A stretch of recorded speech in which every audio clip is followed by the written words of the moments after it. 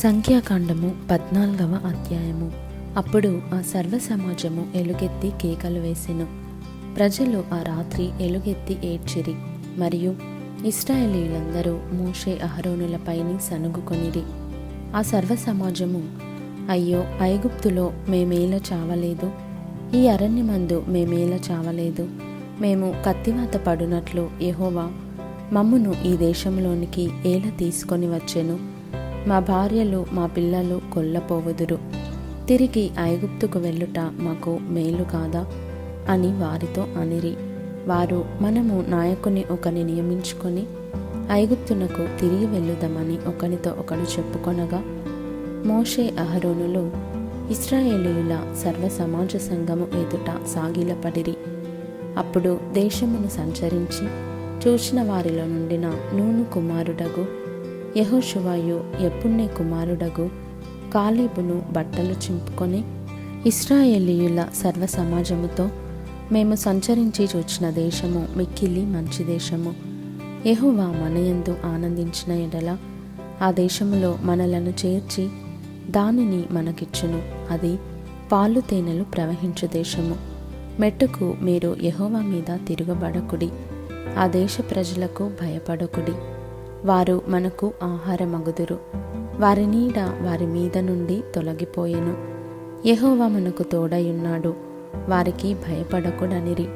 ఆ సర్వ సమాజము వారిని రాళ్లతో కొట్టి చంపవలెననగా, ప్రత్యక్షపు గుడారములో యెహోవా మహిమ ఇశ్రాయేలీయులకందరికీ కనబడెను.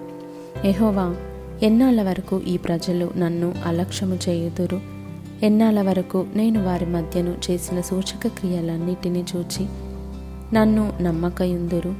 నేను వారికి స్వాస్థ్యమియ్యక తెగులు చేత వారిని హతము చేసి ఈ జనము కంటే మహాబలము గల గొప్ప జనమును నీ వలన పుట్టించెదనని మోషేతో చెప్పగా, మోషే యెహోవాతో ఇట్లనెను, అలాగైతే ఐగుప్తీయులు దానిని గూర్చి విందురు. నీవు నీ బలము చేత ఈ జనమును ఐగుప్తీయులలో నుండి రప్పించితివి గదా. వీరు ఈ దేశ నివాసులతో ఈ సంగతి చెప్పియుందురు. యెహోవా అను నీవు ఈ ప్రజల మధ్యనున్నావనియు, యెహోవా అను నీవు ముఖాముఖిగా కనబడిన వాడవనియు, నీ మేఘము వారి మీద నిలుచుచున్నదనియు, నీవు పగలు మేఘస్తంభములోను రాత్రి అగ్నిస్తంభములోను వారి ముందర నడుచుచున్నావనియు వారు వినియున్నారు గదా.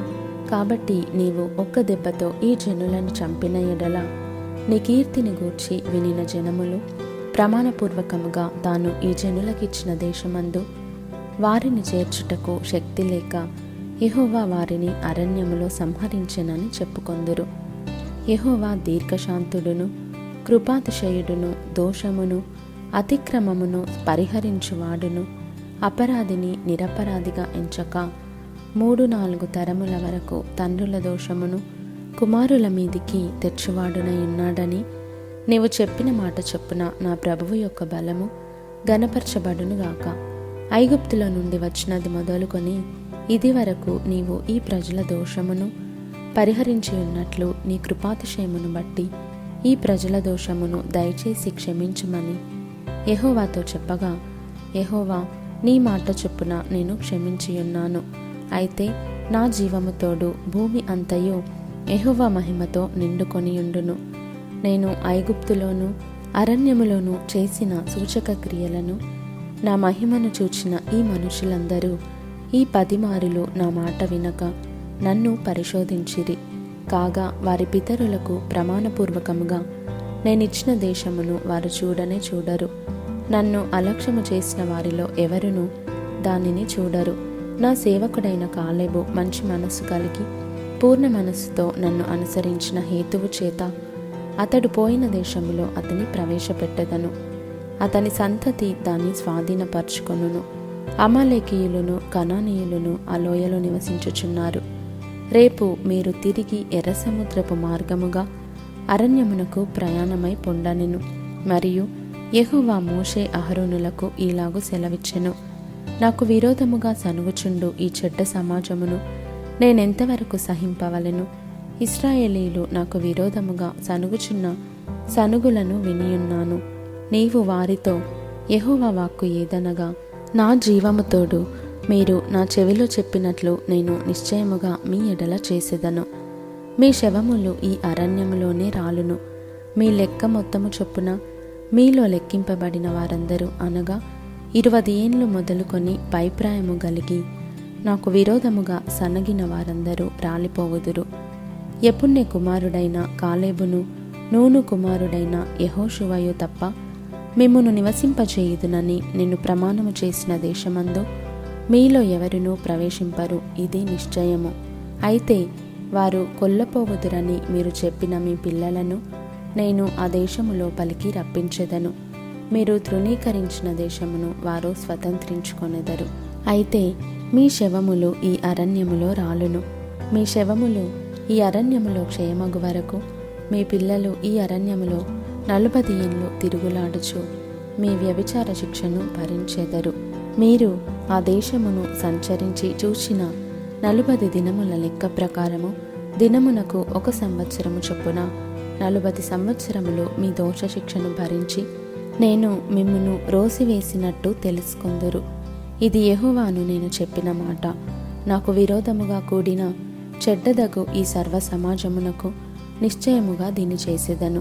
ఈ అరణ్యములో వారు క్షీణించిపోవుదురు, ఇక్కడనే చనిపోవుదురు అనెను.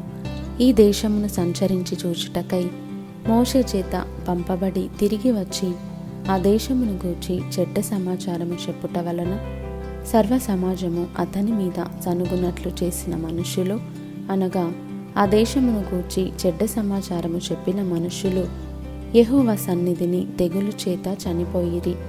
అయితే ఆ దేశమును సంచరించి చూచిన మనుష్యులలో నూను కుమారుడగు యెహోషువయు యెఫున్నె కుమారుడగు కాలేబును బ్రతికిరి. మోషే ఇశ్రాయేలీయులందరితో ఆ మాటలు చెప్పగా ఆ జనులు చాలా దుఃఖించిరి. వారు ఉదయమున లేచి ఆ కొన మీదికెక్కి చిత్తమండి మేము పాపము చేసిన వారము, యెహోవా చెప్పిన స్థలమునకు వెళ్ళుదుము అనిరి. అప్పుడు మోషే, ఇది ఎలా? మీరు యెహోవా మాట మీరుచున్నారేమి? అది కొనసాగదు. యెహోవా మీ మధ్యను లేడు గనుక మీ శత్రువుల ఎదుట హతము చేయబడుదురు. మీరు సాగిపోకుడి. ఏలయనగా అమాలేకీయులు కనానీయులు మీకంటే ముందుగా అక్కడికి చేరియున్నారు. మీరు ఖడ్గము చేత కూలుదురు. మీరు యెహోవాను అనుసరించటం మానితిరి గనుక ఇక యెహోవా మీకు తోడయుండడని చెప్పెను. అయితే వారు మూర్ఖించి ఆ కొనకెక్కిపోయిరి.